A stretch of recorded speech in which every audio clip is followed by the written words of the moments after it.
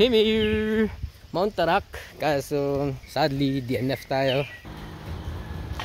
Start hike. Sobrang putik. 4 kilometers in. Hindi nakakapal yung putik guys. Change of plan. Barefoot tayo. Bigat. Yan yung gubat mo.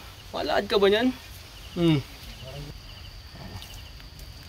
Tali ko ito sa bag ko. Barefoot tayo. Barefoot. Update lang. It's 5:45 AM. Papa-DNF ako bababa. So, 1 hour namin umakyat. Nung nag-decide akong bumaba na. Napigtas yung sandals ko.